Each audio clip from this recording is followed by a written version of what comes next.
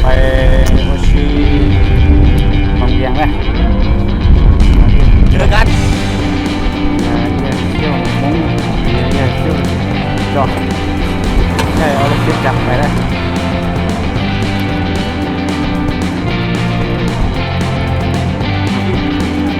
เที่ยวติดจับไปเลยไปเขาเลย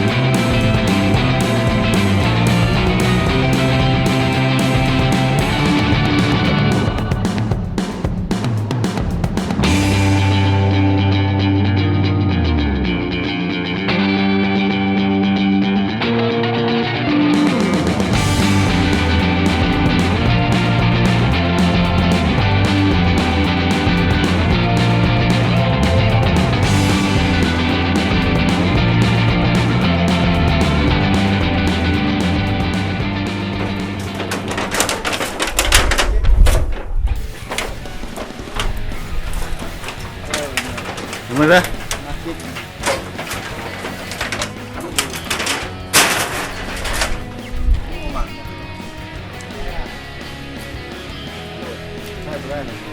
ได้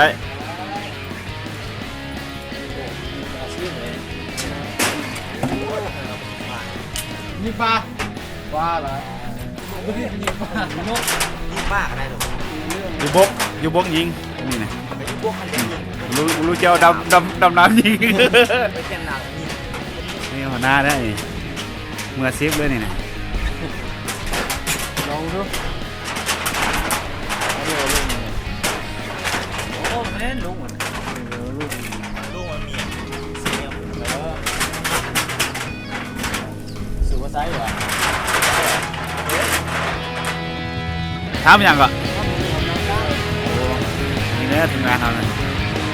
4 คนเด้ออันนี้กับหน้าผู้ใหญ่บ้านนี่นะอันนี้ผู้ใหญ่บ้านเด้อนี่พาทางนี้ก็สูงเริ่ม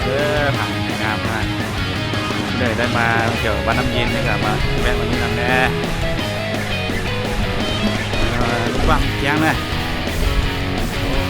เสี่ยวรู้เกียงตัดถอยโป๊บเดี๋ยวอุ่นมาเกียงตัดถอย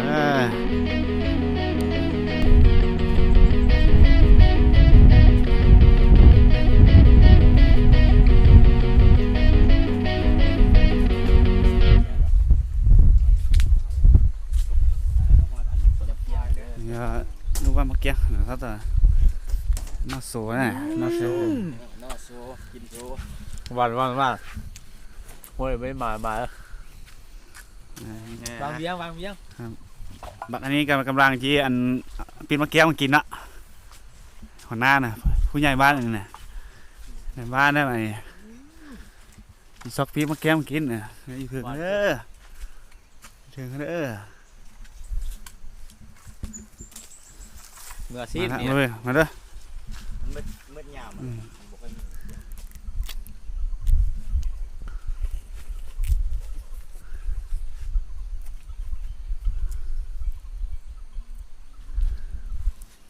กำลังจะกินให้เบิ่งได้นี่โซสเต็ปกันกินให้เบิ่งได้ไหมนี่มะเกี้ยวเขากินอะไรกินอยู่สวนนะกินอยู่สวนก็กินซื้อมากินต่างกันนะสินะกินนะแซ่บว่ะหวานวะที่ลองกันชิมเนาะลองชิมกัน กินน้ำเปลือก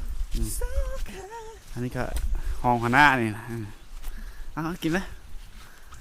กินให้เบิ่งเลย